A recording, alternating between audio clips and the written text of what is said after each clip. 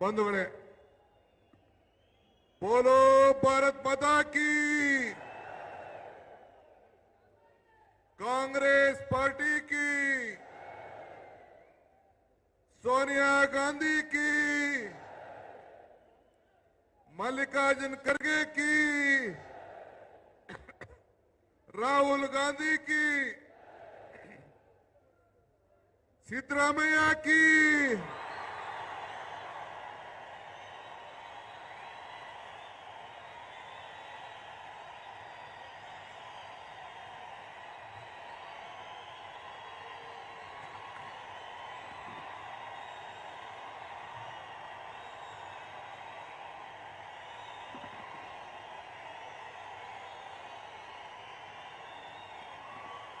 ಆಯ್ತು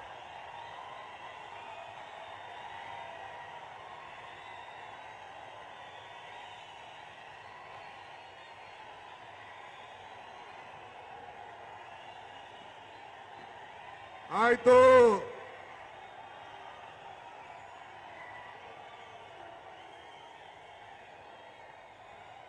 ಬಂಧುಗಳೇ,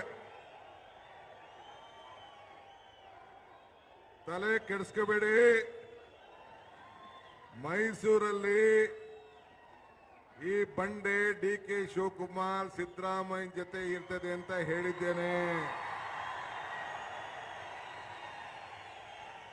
ಈಗೂ ಇರ್ತೀನಿ, ನಾಳೆನೂ ಇರ್ತೀನಿ, ಸಾಯೋವರೆಗೂ ಇರ್ತೀನಿ. ಡಿ.ಕೆ. ಶಿವಕುಮಾರ್ ಕಮದಲ್ಲಿ ಇಟ್ಕೊಳ್ಳಿ ನೀವು.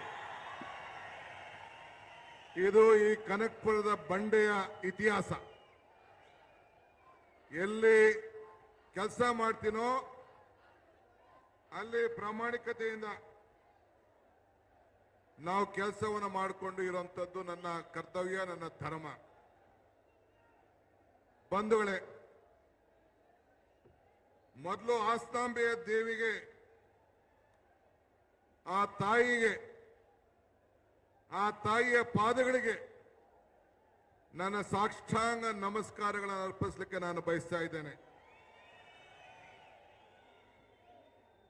ನಾನು ಯಾವಾಗಲೂ ಒಂದು ಮಾತು ಹೇಳ್ತಾ ಇರ್ತೀನಿ, ಕಾಂಗ್ರೆಸ್ ಶಕ್ತಿ ದೇಶದ ಶಕ್ತಿ, ಕಾಂಗ್ರೆಸ್ ಇತಿಹಾಸ ಈ ದೇಶದ ಇತಿಹಾಸ. ಕಾಂಗ್ರೆಸ್ ಅಧಿಕಾರಕ್ಕೆ ಬಂದ್ರೆ ಎಲ್ಲ ವರ್ಗದ ಜನರ ಅಧಿಕಾರಕ್ಕೆ ಬಂದಂಗೆ ಅಂತ ಒಂದು ಮಾತು ಹೇಳ್ತಾ ಇರ್ತೀನಿ. ಇವತ್ತು 25 ವರ್ಷದ ನಂತರ ಈ ಹಾಸನದ ಮಹಾಜನತೆ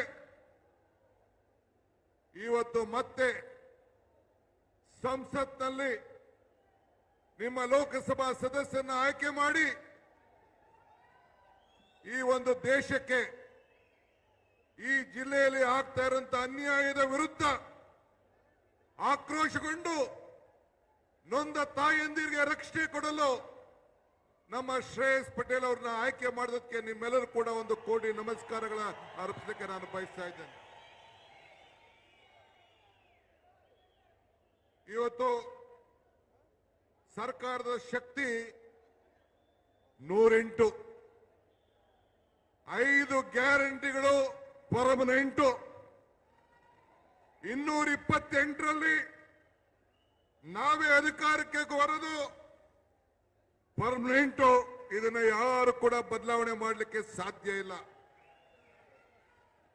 ಜೆಡಿಎಸ್ ಮತ್ತು ಬಿಜೆಪಿಯ ಸುಳ್ಳು ಮಾಲೆಗಳು ಈಗಾಗಲೇ ಸಂಡೂರು, ಶಿಗ್ಗಾವಿ ಮತ್ತು ಚನ್ನಪಟ್ಟಣದಲ್ಲಿ ಉತ್ತರವನ್ನು ಕೊಟ್ಟು 5 ಗ್ಯಾರಂಟಿಗಳು ಸೇರಿ ಅದಕ್ಕೆ ಉತ್ತರವನ್ನು ಕೊಟ್ಟಿದೆ ಅನ್ನೋದನ್ನ ನಾನೇನು ಹೇಳಬೇಕಾದಿಲ್ಲ. ಚುನಾವಣಾ ಸಂದರ್ಭದಲ್ಲಿ ಒಂದು ಮಾತು ಹೇಳಿದ್ದೆ, ಕಮಲ ಕೆರೆಯಲ್ಲಿದ್ದರೆ ಚಂದ, ತೆನೆ ಹೊಲದಲ್ಲಿದ್ದರೆ ಚಂದ, ಈ ದಾನ ಧರ್ಮ ಮಾಡುವ ಕೈ ಅಧಿಕಾರದಲ್ಲಿದ್ದರೆ ಮಾತ್ರ ಚಂದ ಅಂತ ಹೇಳಿದ್ದೆ. ಈ ದಾನ ಧರ್ಮ ಮಾಡುವ ಕೈ ಅಧಿಕಾರದಲ್ಲಿದ್ದಕ್ಕೆ ಇವತ್ತು ಬಡವರ ಕಲ್ಯಾಣಕ್ಕೋಸ್ಕರ, ಬಡವರಿಗೆ ಶಕ್ತಿ ತುಂಬಿ, ಆರ್ಥಿಕವಾದಂತ ಶಕ್ತಿ ತುಂಬಿ, ಬೆಲೆ ಏರಿಕೆಯಿಂದ ತತ್ತರಿಸಿದ್ದಂತ ಸಮಾಜಕ್ಕೆ ಧೈರ್ಯವನ್ನು ಕೊಟ್ಟು ಇವತ್ತು ಜನರ ಕಲ್ಯಾಣ ಸಂಕಲ್ಪವನ್ನು ಮಾಡಿ ನಮ್ಮ ಸ್ವಾಭಿಮಾನಿಯ ಸ್ನೇಹಿತರುಗಳು ನಾವೆಲ್ಲ ಸೇರಿ ಈ ರಾಜ್ಯಕ್ಕೆ ಒಂದು ಸಂದೇಶವನ್ನು ಕೊಟ್ಟು ರಾಮನಗರದಲ್ಲಿ 4 ಗೆದ್ದಿದ್ದೇವೆ. ಮಂಡ್ಯದಲ್ಲಿ 7 ಸೀಟ್ ಗೆದ್ದಿದ್ದೇವೆ, 6 ಸೀಟ್ ಗೆದ್ದಿದ್ದೇವೆ. ಮೈಸೂರಲ್ಲಿ ಗೆದ್ದಿದ್ದೇವೆ, ಚಾಮರಾಜನಗರದಲ್ಲಿ ಗೆದ್ದಿದ್ದೇವೆ, ಕೊಡಗಿನಲ್ಲೂ ಗೆದ್ದಿದ್ದೇವೆ, ಚಿಕ್ಕಮಗಳೂರಲ್ಲೂ ಗೆದ್ದಿದ್ದೇವೆ. ಮುಂದಕ್ಕೆ ಹಾಸನದಲ್ಲೂ ಗೆಲ್ತೀವಿ ಅನ್ನೋ ಒಂದು ಆತ್ಮವಿಶ್ವಾಸದಿಂದ ಇವತ್ತು ನಾವಿಲ್ಲಿಗೆ ಬಂದಿದ್ದೇವೆ. ಇದಕ್ಕೆ ನೀವು ಸಹಕಾರ ಕೊಡಬೇಕು. ನಮ್ಗೆ ಈ ಹಾಸನದ ಇತಿಹಾಸ ನೋಡಿದ್ರೆ ನನಗೆ ಬಹಳ ನೋವಾಗ್ತದೆ. ಕ್ಷಮಿಸಬೇಕು. ಅನೇಕ ರಾಜಕಾರಣಿಗಳು ಅನೇಕ ಕುಟುಂಬಗಳಿಗೆ ಇವತ್ತು ನೋವನ್ನ ತಂದಿದ್ದಾರೆ. ಹೆಣ್ಣು ಮಕ್ಕಳ ಗೋಳು ಆ ತಾಯಿಯ ಹಸ್ತಾಂಬೆ ರಕ್ಷಣೆ ಮಾಡಲಿ ಅಂತ ಹೇಳಿ ನಾನು ಆ ತಾಯಿಯಲ್ಲಿ ನಿಮ್ಮೆಲ್ಲರ ಪರವಾಗಿ ನಾನು ಪ್ರಾರ್ಥನೆ ಮಾಡ್ತಾ ಇದ್ದೇನೆ. ಆ ತಾಯಂದಿರ ಸ್ವಾಭಿಮಾನ ಉಳಿಸ್ಬೇಕು ಅಂತಾನೆ ಇಲ್ಲಿ ಸ್ವಾಭಿಮಾನ ಸಮಾವೇಶವನ್ನ ನಾವಿಲ್ಲಿ ಹಮ್ಮಿಕೊಂಡಿದ್ದೇವೆ. ಇದನ್ನ ತಾವೆಲ್ಲ ಗಮನದಲ್ಲಿ ಇಟ್ಕೊಳ್ಬೇಕು. ನಾನು ಇದ್ರ ಬಗ್ಗೆ ಹೆಚ್ಚಿಗೆ ಮಾತಾಡೋಕೆ ನಾನು ಹೋಗೋದಿಲ್ಲ.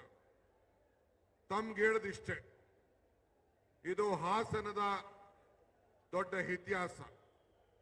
ಎಲ್ಲ ಮಾಧ್ಯಮದಲ್ಲೆಲ್ಲ ಗೌಡ್ರುಗಳ ನಾಡಿನಲ್ಲಿ ಇವತ್ತು ಹೋಗಿ ಕಳೆ ಆಗ್ತಾ ಇದೆ ಅಂತೇಳಿ ಮಾಧ್ಯಮದವರು ಬರೆದಿದ್ದಾರೆ. ನಾನು ಎಲ್ಲ ಮಾಧ್ಯಮದ ಸ್ನೇಹಿತರುಗಳ ಕೇಳಲಿಕ್ಕೆ ನಾನು ಬಯಸ್ತಾ ಇದ್ದೇನೆ. ನಿಜ, ಈ ದೇಶದಲ್ಲಿ ಕಾಂಗ್ರೆಸ್ ಪಕ್ಷ ಬೆಂಬಲಿಸಿ ಮಾನ್ಯ ಶ್ರೀ ದೇವೇಗೌಡರಿಗೆ ಈ ದೇಶದ ಪ್ರಧಾನಮಂತ್ರಿ ಮಾಡಿತು. ಈ ದೇಶದಲ್ಲಿ ಬಿಜೆಪಿ ಬೆಂಬಲಿಸಿ ಕುಮಾರಸ್ವಾಮಿ ಅವರಿಗೆ 20 ತಿಂಗಳ ಕಾಲ ಮುಖ್ಯಮಂತ್ರಿಯನ್ನು ಮಾಡಿತು. ನಾವು ಬಿಜೆಪಿನ ದೂರ ಇಡಬೇಕು ಅಂತ ಹೇಳಿ 14 ತಿಂಗಳ ಕಾಲ ಕುಮಾರಸ್ವಾಮಿ ಅವರನ್ನ ಈ ರಾಜ್ಯದ ಮುಖ್ಯಮಂತ್ರಿಯಾಗಿ ಕಾಂಗ್ರೆಸ್ ಪಕ್ಷ ಕೂಡ ಮಾಡಿತು. ಆದರೆ ಈ ಸಂದರ್ಭದಲ್ಲಿ ಚನ್ನಪಟ್ಟಣ ಎಲೆಕ್ಷನ್ ಅಲ್ಲಿ ಮತ್ತು ಶಿಗ್ಗಾವಿ ಎಲೆಕ್ಷನ್ ಅಲ್ಲಿ ಕೆಲವು ಪ್ರಶ್ನೆಗಳನ್ನ ಜನರ ಮುಂದೆ ನಾವು ಇಟ್ಟಿದ್ದು. ಏನಿಟ್ಟಿದ್ದು ಅಂತಂದ್ರೆ, ನೋಡಿ, ದೇವರಾಜ ಅರಸು ಕಾಲ ಇತ್ತು. ಕಾಂಗ್ರೆಸ್ ಸರ್ಕಾರ ಇದ್ದಾಗ ಉಳುನ್ಗೆ ಭೂಮಿ ಅಂತ ತಂದಿದ್ದು, ಅದು ಒಂದು ಗ್ಯಾರಂಟಿಯ ಯೋಜನೆ. ಇಂದಿರಾ ಗಾಂಧಿ ಅವರ ಕಾಲ ಇತ್ತು, 20 ಅಂಶದ ಕಾರ್ಯಕ್ರಮವನ್ನು ತಂದು ಬ್ಯಾಂಕಿನ ರಾಷ್ಟ್ರೀಕರಣ ಕಾರ್ಯಕ್ರಮ ಅಂತ ಇತ್ತು, ಪೆನ್ಷನ್ ಇತ್ತು, ಅಂಗನವಾಡಿ ಅಂತ ಇತ್ತು. ಅವೆಲ್ಲ ಕಾಂಗ್ರೆಸ್ ಗ್ಯಾರಂಟಿಯ ಕಾರ್ಯಕ್ರಮ ಅಂತ ಹೇಳಿದ್ದು.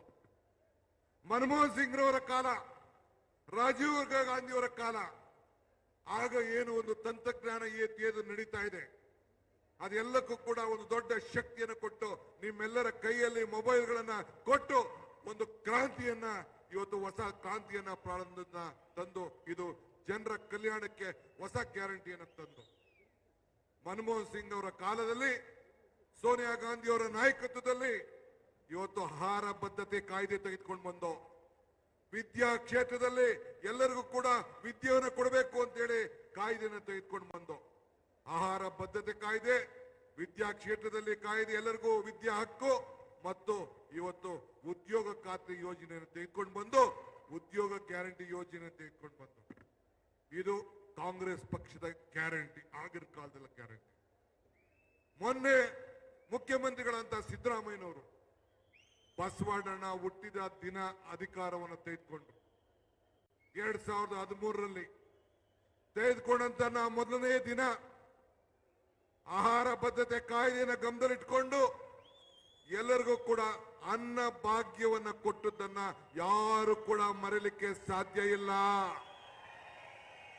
ಅದಾದ್ಮೇಲೆ ಕ್ಷೀರ ಭಾಗ್ಯ ರೈತರಿಗೋಸ್ಕರ ಯಶಸ್ವಿನಿ, ಹಿಂಗೆ 10 ಕಾರ್ಯಕ್ರಮಗಳು ಕೊಟ್ಟು ಭಾಗ್ಯಗಳ ಸರ್ದಾರ ಅಂತೇಳಿ ಅನ್ಸ್ಕೊಂಡ್ರು.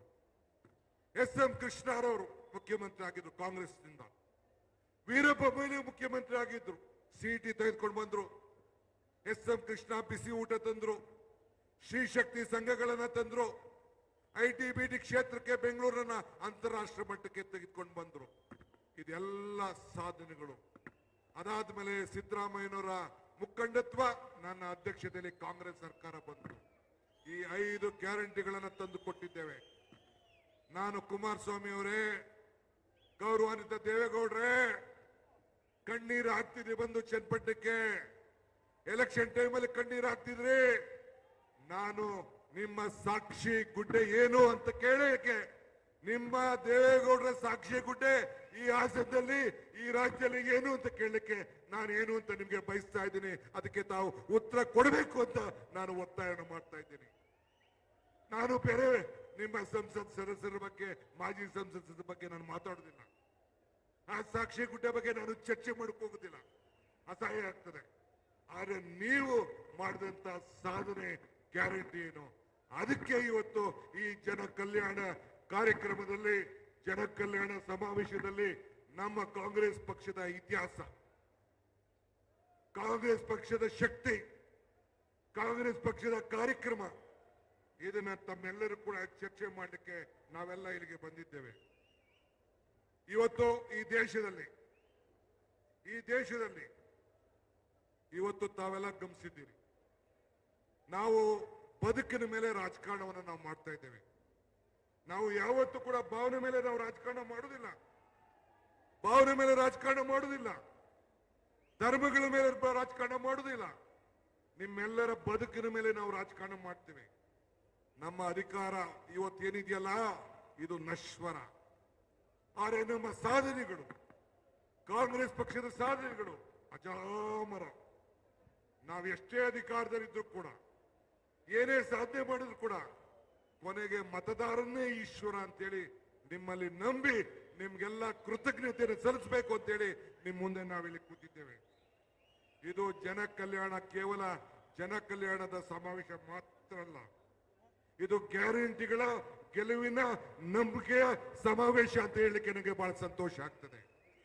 ಆದ್ರಿಂದ ತಮ್ಮ ನಾನು ಕೇಳೋದಿಷ್ಟೇ, ಇವತ್ತು ಬಿಜೆಪಿಯ ನಮ್ಮ ವಿರೋಧ ಪಕ್ಷದ ನಾಯಕ, ಬಿಜೆಪಿಯ ವಿರೋಧ ಪಕ್ಷದ ನಾಯಕರು, ಅಧ್ಯಕ್ಷರು ನಮ್ಮ ವಿಜೇಂದ್ರ ಇಬ್ರು ಸೇರಿ ನಿಮ್ಮ ಕುತಂತ್ರ ಅವರಿಬ್ರಿಗೆ ಹೇಳಲಿಕ್ಕೆ ನಾನು ಬಯಸ್ತಾ ಇದ್ದೇನೆ. ನಿಮ್ಮ ತಂತ್ರ ಕುತಂತ್ರ ನಡೀಲಿಲ್ಲ. ನಿಮ್ಮ ಕುತಂತ್ರಕ್ಕೆ ಕಾಂಗ್ರೆಸ್ ಜನತಂತ್ರ, ಜನಶಕ್ತಿ ಈಗಾಗಲೇ ಉತ್ತರವನ್ನ ಕೊಟ್ಟಿದೆ. ಬರೀ ಚನ್ನಪಟ್ಟಣ ಒಂದೇ ಅಲ್ಲ, ಕಲ್ಯಾಣ ಕರ್ನಾಟಕದ ಸಂಡೂರಿನಲ್ಲಿ ಉತ್ತರ ಕೊಟ್ಟಿದೆ. ಮತ್ತೊಬ್ಬ ಮುಖ್ಯಮಂತ್ರಿ ಮಗ ಬೊಮ್ಮಾಯಿಯವರ ಸುಪುತ್ರರಿಗೆ, ನಿಮ್ಮ ಬಿಜೆಪಿಗೆ ಅಲ್ಲಿ ಶಿಗ್ಗಾಂವ್ನಲ್ಲಿ ಉತ್ತರ ಕೊಟ್ಟಿದೆ. ತಂದೆ ತಾತ ಪ್ರಧಾನಮಂತ್ರಿ, ಮಗ ಮುಖ್ಯಮಂತ್ರಿ, ನಿಮ್ಮ ಕ್ಷೇತ್ರದಲ್ಲೇ ಇವತ್ತು ಚನ್ನಪಟ್ಟಣದಲ್ಲಿ ಜನ ನಿಮ್ಮನ್ನ ಒಪ್ಪಿಲ್ಲ. ಈ ರಾಜ್ಯದಲ್ಲಿ ಮತ್ತೆ ಒಪ್ಪಲಿಕ್ಕೆ ಸಾಧ್ಯ ಇಲ್ಲ. ಚುನಾವಣಾ ಸಂದರ್ಭದಲ್ಲಿ ಕುಮಾರಸ್ವಾಮಿ, ದೇವೇಗೌಡರು ಬಂದು ಏನ್ ಹೇಳಿದ್ರು, ಈ ಸರ್ಕಾರನ 6 ತಿಂಗಳಲ್ಲಿ ಕಿತ್ತಾಕ್ಬಿಡ್ತೀನಿ ಅಂತ ಹೇಳಿದ್ರು. ದೇವೇಗೌಡರು ಹೇಳಿದ್ರು, ನಾವು ಬಿಜೆಪಿ ಇವರಿಬ್ರು ಸೇರಿ ಈ ಸರ್ಕಾರ ಕಿತ್ತೆಸಿತೀನಿ ಅಂತಂದ್ರು. ದೇವೇಗೌಡ್ರೆ, ಹಾಸನದಲ್ಲಿ ಬೆಳೆಯುವಂತ ಆಲೂಗೆಡ್ಡೆ ಗಿಡ ಅಲ್ಲ, ಇಲ್ಲ ಅಂದ್ರೆ ಕಡ್ಲೆಕಾಯಿ ಗಿಡ ಅಲ್ಲ ಕಿತ್ತಾಕಕ್ಕೆ. 138 ಶಾಸಕರಂತ ಜನಬೆಂಬಲದ ಇದೊಂದು ಸರ್ಕಾರ, ಜನಬೆಂಬಲದ ಸರ್ಕಾರ. ನಿಮ್ಮ ಹಣೆಯಲ್ಲೂ ಬರ್ದಿಲ್ಲ. 228ಕ್ಕೆ ಇದೇ ಈ ಜನತೆಯ ಕಾಂಗ್ರೆಸ್ ಸರ್ಕಾರ ಈ ದೇಶದಲ್ಲಿ ಅಧಿಕಾರಕ್ಕಿರ್ತದೆ. ಇದನ್ನ ತಾವು ಗಮನದಲ್ಲಿ ಇಟ್ಕೊಳ್ಬೇಕು. ಈ ರಾಜ್ಯದಲ್ಲಿ ಅಧಿಕಾರಕ್ಕಿರ್ತದೆ, ತಾವು ಗಮನದಲ್ಲಿ ಇಟ್ಕೊಳ್ಬೇಕು. ಆದ್ರಿಂದ ತಾವು ಎಲ್ಲ ರೈತರ ಮಕ್ಕಳಿದ್ದೀರಿ. ಹಿಂದೆ ತಾವು ಗಮನಿಸಿದ್ದೀರಿ, ಇಲ್ಲೆಲ್ಲ ಬಹಳ ಜನ ಹಾಲನ್ನ ಹಾಕ್ತಾ ಇದ್ದೀರಿ. ಹಿಂದೆ ಏನಾಗಿತ್ತು, ಬಿಜೆಪಿ ಸರ್ಕಾರದಲ್ಲಿ ನಂದಿನಿ ಹಾಲು ಅಮೂಲ್ ಜೊತೆ ಮರ್ಜ್ ಆಗ್ಲಿಕ್ಕೆ ಹೊರಟಿತ್ತು.